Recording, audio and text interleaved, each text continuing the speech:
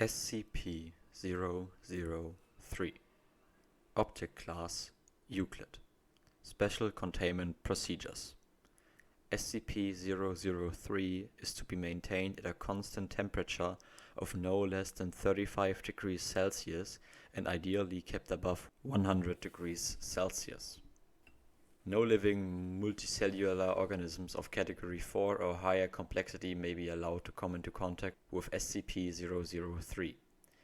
In event of total power failure, if SCP-003-1 begins to increase its mass, assigned personnel must engage in skin contact with SCP-003-1. Ideally, personnel may use their body heat to return SCP-003-1 to above the critical temperature. However, skin contact must be maintained even in the event of SCP-003 reaching activation temperature, lasting at minimum until SCP-003-1 advances fully into its second growth stage.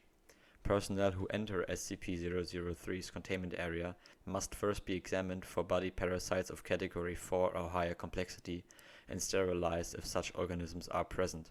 All personnel who have come in physical contact with SCP-003-1 are to immediately report for sterilization afterwards.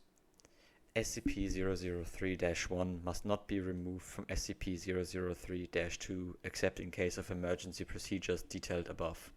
Any significant change in SCP-003-2's rune activity, including pattern, frequency, or color, should be reported within 3 hours of occurrence. Cessation of rune activity must be reported immediately. SCP-003-2 must be supplied with power via the source designated Generator 003-IX at all times. Description: SCP-003 consists of two related components of separate origin, referred to as SCP-003-1 and SCP-003-2. SCP-003-1 appears to be composed of chitin, hair, and nails of unknown biology, arranged in a configuration similar to that of a computer motherboard. Testing reveals SCP-003-1 to predate earliest known circuit boards by a factor of thousands of years. SCP-003-1 is considered sentient, but not actively dangerous except under certain conditions.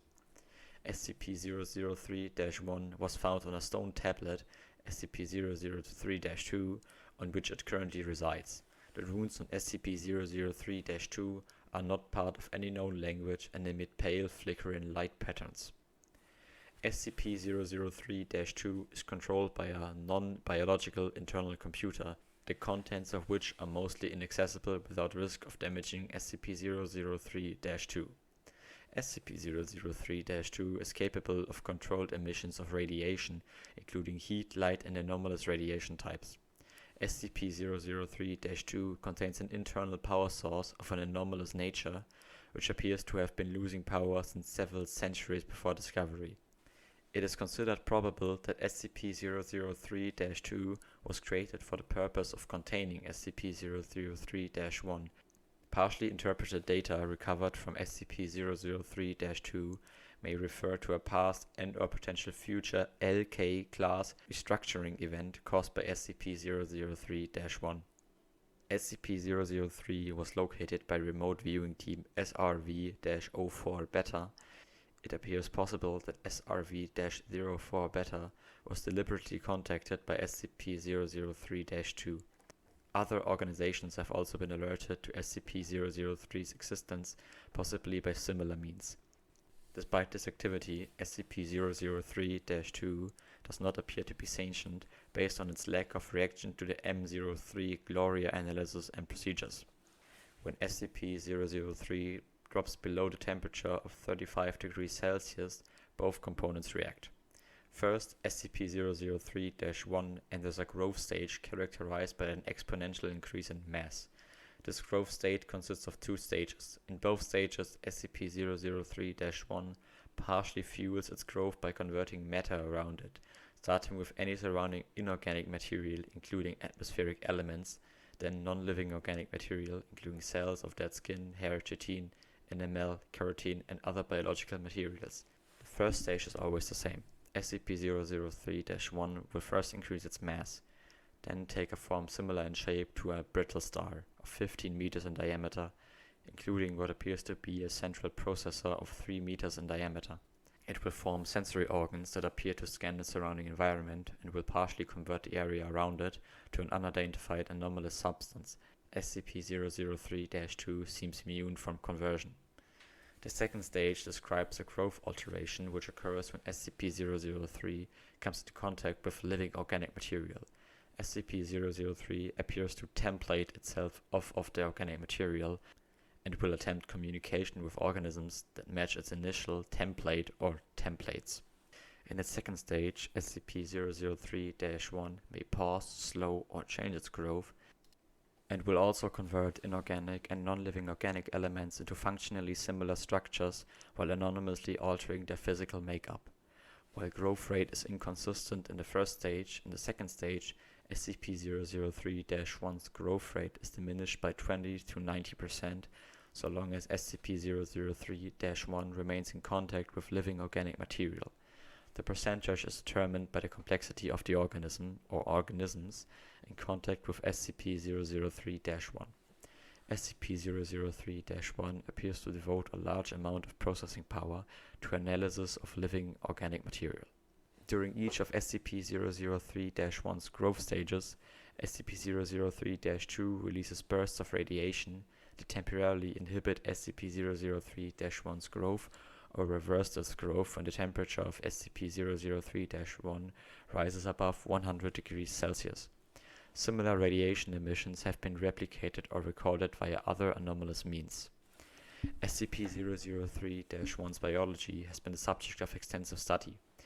Significant elements have been identified similar to SCP-redacted, SCP-1512, and SCP-2756, the latter two of which have no further confirmed connection with SCP-003-1 and no known connection with each other, and none of which are fully understood. Technically even less understood than SCP-003, thanks to the extensive cross-disciplinary research on the SCP-003 objects. To date, no convincing analysis has been put forward which satisfactorily explains SCP-003's connection to these SCP objects or others, nor its connection to modern technology beyond appearance, and potential mimicry via unknown mechanisms. Addendum 003-01. Acting on information gathered from linguistics analysis of SCP-003-2's runes and comparative data analysis, research team M03 Gloria has managed to establish a link between SCP-003 and data expansion for analysis of functions. SCP-003 must now be considered sentient and is to be kept a minimum of 1 km away from data expunged and the resulting byproduct at all times. Addendum 003-02. SCP-003-2's power loss has been exacerbated by the procedures performed by M03 Gloria. On orders of 0510, M03 Gloria will continue procedures. Addendum 003-03. During M03 Gloria procedures, SCP-003-1 doubled its mass and began rapid structural growth. Temperature was immediately returned to 100 degrees Celsius.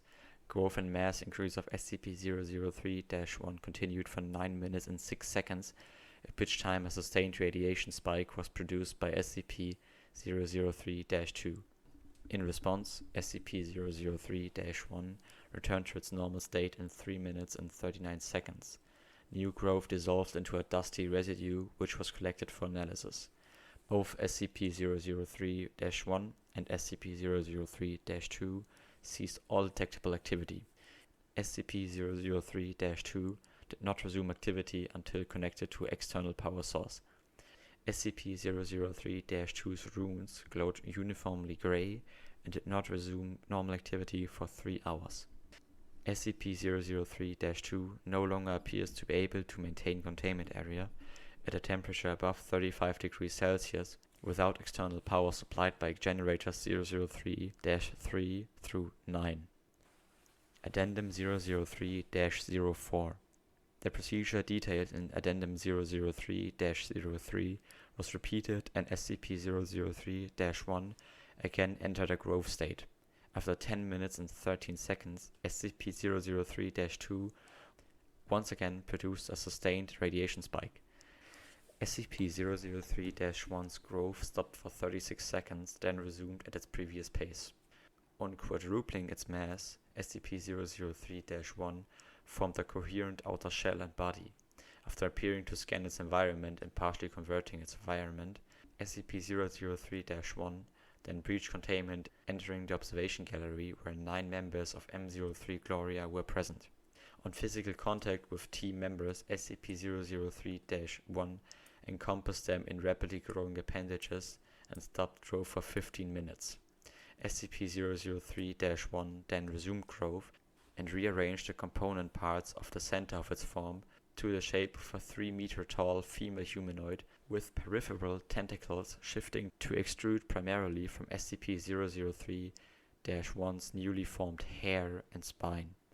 SCP-003-1 then produced rudimentary vocalization in an apparent initial attempt to communicate with researchers, data expunged. An unknown individual approached the compromised containment area in a company of a full squad of agents. The individual claimed to be acting on orders of O510 in attempted communication with SCP-003-1, data expunged. Following this incident, Agent Jackson of M03 Gloria successfully restored power to SCP-003-2 and activated backup generators to return the temperature to 100 degrees Celsius. SCP-003-1 returned to its normal state in 21 minutes and 7 seconds and was successfully recontained without incident. All 9 members of M0 Gloria affected by SCP-003-1 were afterwards found to be physically unharmed with no residual effects besides psychological trauma. The converted materials of SCP-003's former containment area did not resolve and are now under analysis. Addendum 003-05. In light of the previous incident, O510 was removed from the O5 Council by joint decision of O5 Redacted, O5 Redacted, and O5 Redacted. M03 Gloria procedures have been indefinitely suspended. Special Access Program M03 Gloria required. Transcript of Incident Report A21-B Cycle 8 for dissemination to the O5 Command and Staff. Interviewers redacted, redacted, and redacted. Present O5-2, O5-5, O5-7, O5-10, and staff. Interviewed Dr. Tilda David Moose, M03 Gloria Lead. Excerpt 35A. She tried to talk to us. We all heard her voice in our heads, in a sort of half language we couldn't fully understand. Some of the others passed out immediately. I lasted a little longer, but it wasn't because of my mental fortitude. It's just that she was trying to tell us different things. She showed Jones a replay of all the memories of everything Jones ever felt anything about. All over the course of a few minutes, she ripped 3 of the researchers apart and put them back together unharmed. She doesn't understand human emotion or pain, or very much about how we experience the world. Yes, I would say the containment procedures are necessary. Listen, she wants to remake the world into a paradise filtered through her own alien understanding of paradise, but still a paradise designed for us, for humanity. She would be happy to make a paradise for any sufficient complex organism she comes across first. Anything with a complex enough mind to accept her, say a dog or a housefly. If she breaches again, we have to be there first. What would it be like? I don't know. She showed us images. Not quite images.